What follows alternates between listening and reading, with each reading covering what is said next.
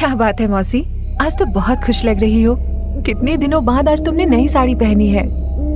अरे खुश तो होगी ही ना, जब इतने साल बाद जतिन बेटा घर आ रहा है, और वो भी अकेला नहीं, बहू के साथ आ रहा है। बहू तो शादी के बाद पहली बार गांव आ रही है। 5 साल का था जब गांव के लोगों के साथ शहर भेज दिया था उसे। आज इतने साल बाद आ रहा है तो खुशी तो हो रही है, लेकिन डर भी लग रहा है। कहीं फिर से वैसा कुछ हुआ तो क्या होगा जीजी? अरे क्यों चिंता करती है, कुछ नहीं होगा। और वो सब बातें अब पुरानी हो चुकी है। 20 साल पहले ही तांत्रिक बाबा ने। इससे पहले कि गीता आगे कुछ और कहती, घर की डोरबेल बजती है और डोरबेल बजते ही सुनीता की आंखों में खुशी की चमक दौड़ जाती है। वो जल्दी से उठकर घर का दरवाजा खोलती है तो सामने उसका बेटा जतिन और बहू पल्लवी खड़े हुए थे। उन्हें देखकर सुनीता के चेहरे पर मुस्कुराहट आ जाती है। नमस्ते माँ जी। नमस्ते बेटा, नमस्ते। सदा खुश रहो। अरे माँ, अब क्या हमें बाहर ही खड़ा रखोगी? अंदर नहीं बुलाओगी क्या? अरे नहीं नहीं बेटा, अंदर क्यों नहीं बुलाऊंगी।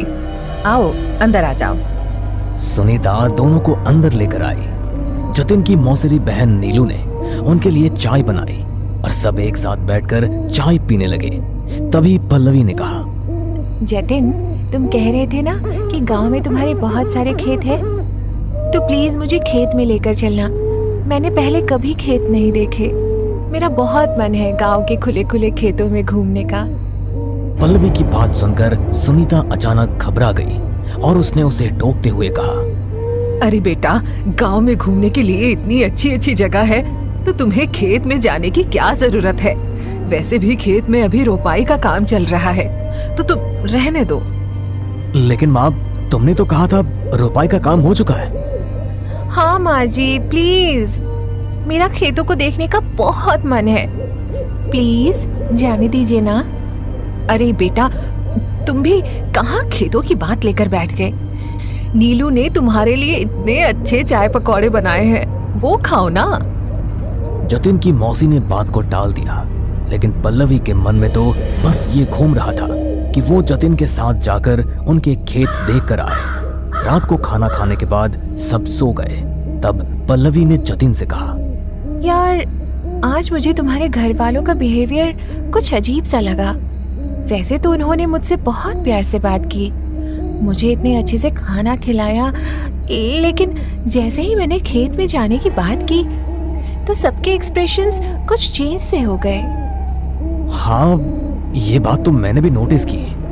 और तुम्हें पता है, आज मैं पूरे 20 साल बाद अपने गांव आया हूँ। वरना माँ ही मुझसे मिलने शहर आती थी। जब से उन्होंने मुझे शहर भेजा, तब से हमेशा गांव आने से रोका, जैसे कि गांव में कुछ ऐसा था जिससे वो मुझे दूर रखना चाहती थी। ये भी एक अलग ही मिस्ट्री है, लेकिन मेरा खेत में घूमने का बहुत मन कर रहा है। चलो ना, चलते हैं ना। अरे ये कोई टाइम है क्या खेत में जाने का? ये शहर नहीं, गांव है, और यहाँ रात के टाइम बिल्कुल भी चकाचौंध नहीं होती। अगर कोई चोर या लुटेरा रास्ते में मिल गया ना, तो हम दोनों का खेल खत्म कर देगा। सुबह हो जाने दो, फिर चलेंगे दोनों, लेकिन उसके लिए तुम्हें 4 बजे उठना पड़ेगा। डोंट वरी, मैं उठ जाऊंगी। पल्लवी ने सुबह 4 बजे का अलार्म लगाया। जैसे ही अलार्म बजा तो वो उठकर खेत जाने के लिए तैयार हो गई। उनका खेत घर से थोड़ी दूर पर था, तो वो दोनों वॉक करते हुए खेत तक पहुंच गए। देख लो, अब यहाँ से वहां तक खेत ही खेत है। यार, मुझे यहाँ की पिक्चर्स क्लिक करनी है। कितना खूबसूरत नजारा है। सनराइज होने वाला है और ऊपर से खेत की खूबसूरती। मैं सनराइज होते हुए यहाँ की पिक्चर्स क्लिक करूंगी और अपनी मैगजीन में छापूंगी। अच्छा बाबा, क्लिक कर लेना। वो देखो, वहाँ पर कितना सुंदर सूरजमुखी का खेत है। जब सूरज उगेगा तो सारे फूल खिल जाएंगे। तब तो मैं तब तक यहाँ से नहीं जाऊंगी जब तक इन सूरजमुखी के फूलों की अच्छी सी फोटो क्लिक ना कर लूं। लेकिन वहाँ पर वो रूम कैसा है? वो शायद किसानों के रहने के लिए बनाया होगा। कभी कभी खेतों में काम करते हुए लेट हो जाती है, तो किसान यही सो जाते हैं। वो दोनों बातें कर ही रहे थे कि तभी बारिश शुरू हो जाती है। अरे यार, अचानक ये बारिश कैसे आ गई? अभी घर जाएंगे तो भीग जाएंगे। चलो उसी कमरे में चलते हैं। हाँ चलो। जतिन और पल्लवी खेत के बीच बने उस कमरे के पास पहुंचे, लेकिन उसके बाहर एक ताला लगा था और ताले पर बहुत सारे धागे बंधे हुए थे। अरे ये क्या, इस पर तो ताला लगा हुआ है और ये धागे भी बंधे हुए हैं। ऐसा लग रहा है जैसे बॉलीवुड की कोई हॉरर मूवी देख रही हूँ। तुम जल्दी से इस ताले को तोड़ो, हम अंदर चलते हैं। ताले को तोड़ने के लिए पत्थर ढूंढ रहा हूँ। वो रहा।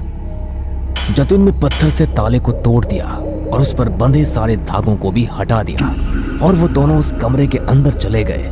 लेकिन अंदर पहुंचते ही पल्लवी को ऐसा महसूस हुआ कि कोई अदृश्य शक्ति उससे टकराई और अचानक उसके सर में बहुत तेज दर्द होना शुरू हो गया।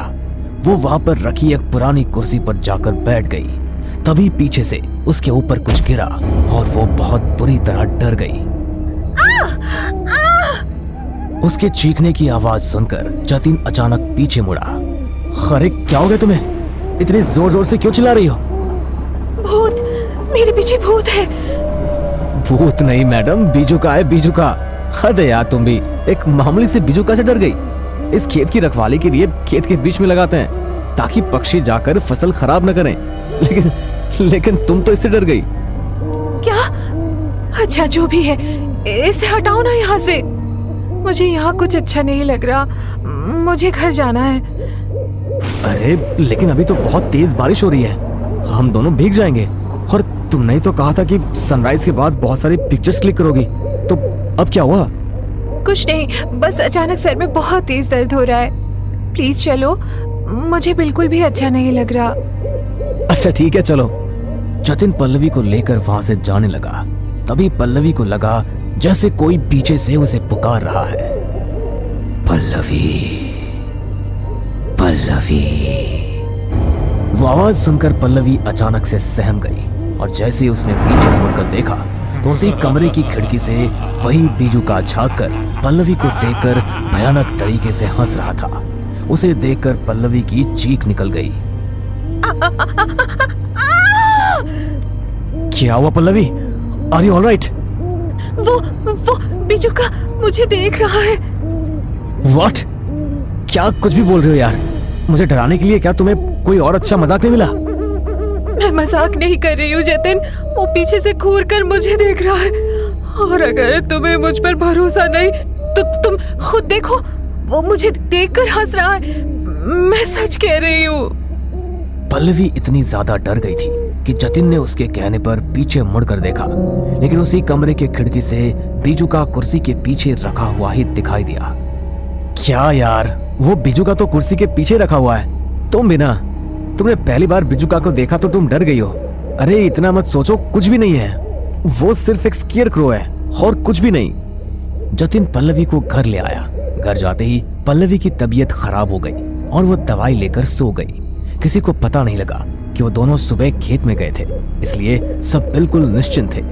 रात को पल्लवी उठी और खाना खाने के लिए डाइनिंग टेबल पर आकर बैठ गई, लेकिन उसने कुछ खाया नहीं, बस वो खाने को घूर कर देखती रही।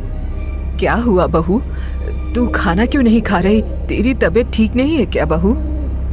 पल्लवी ने अपनी सासू माँ की बात का कोई जवाब नहीं दिया और घूर कर उनकी तरफ देखने लगी। क्या हुआ बहू, तू मुझे क्यों देख रही है? पल्लवी ने सुनीता की बात का कोई जवाब नहीं दिया और सीधी उठकर अपने कमरे में चली गई। उसका ऐसा बर्ताव किसी को भी समझ नहीं आया। अरे बेटा, क्या हो गया बहू को? वो इस तरह चली क्यों गई? उसकी तबीयत ठीक नहीं है माँ, शायद अच्छा नहीं लग रहा होगा इसलिए चली गई। अच्छा, अगर भाभी की तबीयत ठीक नहीं है तो मैं उनके पास चली जाती हूँ। नहीं, रहने दो। जब उसकी तबीयत ठीक नहीं होती तो उसका मूड भी सही नहीं रहता। थोड़ी देर आराम करेगी तो ठीक हो जाएगी, तुम टेंशन मत लो। अच्छा ठीक है भैया, लेकिन किसी भी चीज की जरूरत हो तो आप बता देना। अरे बिल्कुल पगली, ज्यादा चिंता मत कर, उसे हल्का सा बुखार है बस, मैं दवाई लेकर सुला दूंगा। सुनीता को थोड़ी चिंता हुई, लेकिन जतिन की बात सुनकर वो थोड़ी निश्चिंत हो गई। खाना खाने के बाद जतिन ने कमरे में जाकर पल्लवी को दवाई दी और उसे सुलाकर खुद भी सो गया। लेकिन थोड़ी देर बाद उसके कानों में एक आवाज पड़ी। उस आवाज को सुनकर अचानक जतिन की नींद टूट गई। उसने बिस्तर पर देखा तो पल्लवी वहां पर नहीं थी। कमरे की लाइट्स ऑफ थी तो कमरे में पूरा अंधेरा था। तभी फिर से जतिन के कानों में वही आवाज पड़ी। ये कैसी अजीब सी आवाज आ रही है और पल्लवी कहाँ पर है? जतिन ने लाइट्स ऑन की तो सामने का नजारा देखकर वो पूरी तरह से डर गया। सामने की दीवार पर पल्लवी अपने नाखून स्क्रैच कर रही थी और उसने अपने नाखूनों से निकले खून से दीवार पर एक पिजुका की तस्वीर बनाई थी। पल्लवी, पल्लवी, ये क्या कर रही हो तुम? पल्लवी! जतिन जोर से चिल्लाया। वो पल्लवी के पास जाकर उसे संभालने की कोशिश करने लगा, लेकिन वो उसके काबू में ही नहीं आई।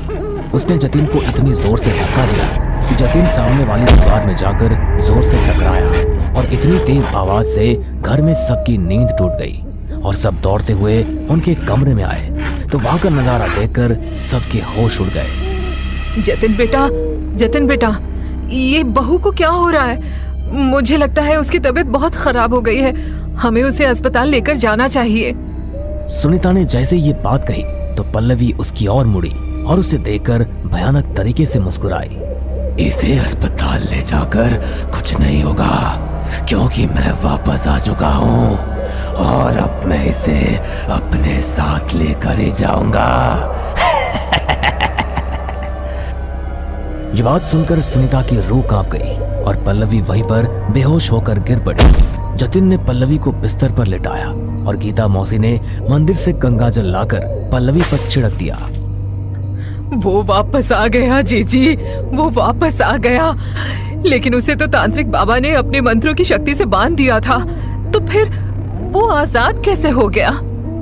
आगे की कहानी जल्दी आ रही है आपके अपने चैनल अनकहे किस्से पर।